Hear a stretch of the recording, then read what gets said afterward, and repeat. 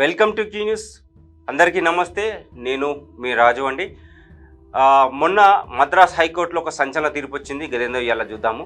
జడ్జిలు ఏమన్నా పవిత్రమైన ఆవుల మమ్మల్ని విమర్శించవచ్చు అని మద్రాస్ హైకోర్టు సంచలన తీర్పు ఇచ్చింది. కోర్టులలో జడ్జిలలో అవినీతి లేదని ఎవరన్నారు? ముమ్మాటికి ఉన్నది.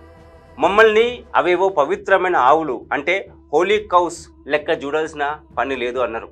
తప్పు చేస్తే ఎవరైనా విమర్శించవచ్చు అని మద్రాస్ హైకోర్టు గట్టిగా పొడుస్తూ సంచలన వ్యాఖ్యలు చేసింది. మొన్ననే మే 2026లో కోర్టు ఇచ్చిన ఈ తీర్పు ఇప్పుడు దేశవ్యాప్తంగా పెద్ద దుమారమే రేపుతున్నది. అసలు ముచ్చట ఏంటంటే, తమిళంలో ఆర్జే బాలాజీ డైరెక్షన్లో హీరో సూర్య త్రిష యాక్ట్ చేసిన కరుప్పు సినిమా మొన్ననే రిలీజ్ అయింది. లాయర్లకు ఒక అవినీతి జడ్జికి మధ్య నడిచే కథ ఇది. అయితే ఈ సినిమా మీద ఒక లాయర్ గరం అయిపోయి సినిమా తీసిన వాళ్ళు కోర్టులను జడ్జిలను కించపరిచేలా చూపించిండ్రు. జడ్జిలు లంచాలు తింటున్నట్టు డ్రగ్స్ తాగుతున్నట్లు చూపెట్టి కోర్టు పరువు తీసిండ్రు. ఈ సినిమాను వెంటనే బ్యాన్ చేయాలి అని హైకోర్టులా పిటిషన్ వేసిండు ఆ లాయర్. ఈ పంచాయతీ విన్న జస్టిస్ జిఆర్ స్వామినాథన్, జస్టిస్ వి లక్ష్మీనారాయణల బెంచ్ ఆ పిటిషన్ను అంటే ఆ లాయర్ వేసిన పిటిషన్ను నవ్వుకుంటా కొట్టేస్తూ గిట్లా కడిగి పారేసిరు. మా లోపల కూడా బ్లాక్ షీప్స్ ఉన్నారు. న్యాయ వ్యవస్థల అవినీతి ఉందనేది పచ్చి నిజం. అంటే న్యాయ వ్యవస్థలలో కూడా అవినీతి ఉంది అని చెప్పడం జరుగుతుంది. వెనుకటికి ఉండిరి, ఇప్పుడు కూడా ఉండరు. మా కోర్టులలో కూడా నల్ల గొర్రెలు అంటే అవినీతి పరులు ఉన్నమాట వాస్తవమే. అట్లాంటోళ్లను ఏరి పారేయడానికి హైకోర్టు ఫుల్ బెంచ్ ఎప్పటికప్పుడు యాక్షన్ తీసుకుంటుంది అని జడ్జిలు ఓపెన్గా ఒప్పుకున్నారు. సినిమా అంటే సినిమానే అని కూడా చెప్పారు.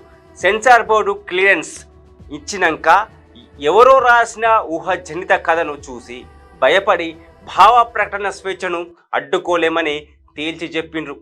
లాయర్లు తోడు లేకపోతే జడ్జిలు తింటారా? ఇంకో ముచ్చట ఏంటంటే, కొంతమంది లాయర్ల సపోర్టు లేనిదే ఏ జడ్జి ఒంటరిగా అవినీతి చేయలేడు. వ్యవస్థను ఖరాబ్ చేసేటోళ్లపై ఎప్పుడు నిఘా ఉంటుంది అని గట్టిగానే చురుకులంటించిండ్రు జడ్జిలు.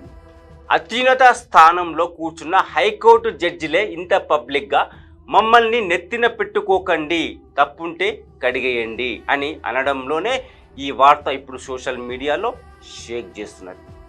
న్యాయం చెప్పాల్సినోళ్ళే దారి తప్పి లంచాల మాయల పడి జైలు పాలైన సంఘటనలు దేశంలో ఇప్పుడు పెద్ద చర్చకు దారితీసినాయి. తప్పు చేస్తే సామాన్యుడైన చట్టాన్ని చేతులకు తీసుకునే పెద్ద మనుషులైనా సరే వదిలేది లేదంటూ సిబిఐ, ఏసీబీ అధికారులు ఉరుకొచ్చి ఉతికి ఆరేస్తున్నారు. పైసల కక్కుర్తితోని ఆదాయానికి మించిన ఆస్తులేసుకొని దొరికిపోయిన కొందరు జడ్జిల లీలలు గివే. ఐఎం కదూసి 2017లో అప్పుడు జరిగిన ఘటన ఇది. మెడికల్ కాలేజ్ ముచ్చట ఒరిస్సా హైకోర్టులో పనిచేసి రిటైర్ అయిన జడ్జి ఐఎం కదూసి కథ ఇది. మెడికల్ కాలేజీల పంచాయతీని తిప్పి కొట్టేందుకు కేసులను సెటిల్ చేస్తామంటూ పెద్ద ఎత్తున లంచం తీసుకున్నారనే ఆరోపణల మీద సిబిఐ ఈయనను అడ్డంగా బుక్ చేసింది. రిటైర్ అయినా సరే చేసిన పాపం ఊరికే పోదన్నట్టు ఢిల్లీలో సిబిఐ అధికారులు ఈయను లోపలేసిన విషయం మనకి తెలిసిందే. ఈ ముచ్చటనే మద్రాస్ హైకోర్టు జడ్జిలు కూడా చెప్పడం జరుగుతుంది. అంటే హైకోర్టులో కూడా జడ్జిలు కూడా అవినీతి చేసే వాళ్ళు ఉన్నారు. అట్లాంటి వారిని కూడా కోర్టు అంటే న్యాయ వ్యవస్థ వదిలిపెట్టదని స్పష్టంగా చెప్పడం జరిగింది. అలాగే కె లక్ష్మీ నరసింహారావు, అలాగే డి ప్రభాకర్ రావు 2012లో జరిగిన ముచ్చటకి బెయిల్ కోసం పైసలు తీసుకున్న ముచ్చట అన్నమాట. ఆంధ్రప్రదేశ్లో అప్పట్లో సంచలనం సృష్టించిన బెయిల్ కోసం నగదు స్కామ్లా వీళ్ళిద్దరు ఇరుక్కున్నారు. Hyderabad small causes court main జడ్జితో పాటు ఫ్యామిలీ కోర్టు జడ్జిగా ఉన్న వీళ్ళిద్దరూ సిట్టింగ్ జడ్జిలే. అయినా సరే ఏసీబీ గట్టిగా నిఘా పెట్టి లంచం తీసుకునే వ్యవహారంలో ఇద్దరిని పట్టుకొని లోపల పెట్టిరు. ఈ విషయం కూడా మనకు తెలిసిందే. ఇంకొక జడ్జి టి పట్టాభిరామారావు 2012లో గాలి Janardhan Reddy case mining king గాలి జనార్దన్ రెడ్డికి బెయిల్ ఇప్పించేందుకు కోట్లు చేతులు మారినాయనే ఆరోపణల మీద అప్పట్లో హైదరాబాద్ సిబిఐ ప్రత్యేక కోర్టు జడ్జి పట్టాభి రామారావును సస్పెండ్ చేసి పడేసిరు. కథ అంతటితో అయిపోలేదు. లంచం తీసుకున్న సాక్ష్యాలతో సహా ఈయనకు సహకరించిన వాళ్ళను ఏసీబీ గల్లపట్టి జైలుకు పంపింది. గట్లనే ఎస్ మధు. ఇది 2018లో జరిగిన ఘటన.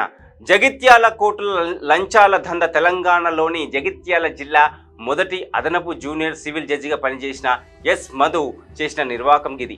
కోర్టుల కేసులున్న క్లయింట్లను నిర్దోషులుగా వదిలేయాలంటే పైసలు ఇవ్వాల్సిందేనని డిమాండ్ చేసిరు. ఈ లీలలన్నీ పసిగట్టిన ఏసీబీ అధికారులు పక్కా ప్లాన్తో వచ్చి జడ్జి గారిని అడ్డంగా బుక్ చేసి అరెస్ట్ చేసిరు. ఇది గప్పుడు జరిగిన ముచ్చట. అట్లాగే ఇంకో ముచ్చట వి వరప్రసాద్. ఇది ఈ ఘటన 2000 సంవత్సరంలో జరిగింది. ఆస్తుల వేట. రంగారెడ్డి జిల్లాలో అదనపు జూనియర్ మెజిస్ట్రేట్గా పనిచేసిన వరప్రసాద్ తన సంపాదనకు మించి అక్రమంగా ఆస్తులు వెనుకేసుకున్నారనే ఆరోపణలు వచ్చినాయి. ఏసీబీ అధికారులు ఇళ్ల మీద ఆస్తుల మీద దాడులు చేసి లెక్క తేలని ఆస్తులు ఉండడంతో ఈయను రిమాండ్కు పంపి కటకటాల వెనక్కి నెట్టిన విషయం మనకి తెలిసిందే. అప్పుడు పెద్ద ఎత్తున కూడా వార్తలు కూడా వచ్చినాయి. చివరగా ఒక ముచ్చట. చట్టం ముందర అందరూ సమానమేనని అక్రమాలకు పాల్పడితే న్యాయపీఠం మీద కూర్చున్న పెద్ద మనుషులైనా సరే చట్టం తన పని తాను చేసుకుపోతుందని ఈ అరెస్టులు రుజువు చేసినాయి. నమస్తే, మళ్ళీ కలుద్దాం. దీన్ని బట్టి చూస్తే మద్రాస్ హైకోర్టు జడ్జిలు చేసిన తీర్పు కరెక్టే అనిపిస్తుంది. క్యూన్యూస్ లో వీడియో ఎడిటర్లు కావాలను. మీడియా రంగంలో మీ టాలెంట్ కు ఇది సరైన వేదిక. 3 నుండి 4 సంవత్సరాల ఎక్స్పీరియన్స్ ఉండి Photoshop, Premiere Pro, After Effects లో నైపుణ్యం ఉన్నవారు కావాలను. ఫ్రెషర్స్ కూడా అవకాశాలున్నాయి. ఆసక్తి ఉన్నవారు వెంటనే సంప్రదించండి. 8143001981.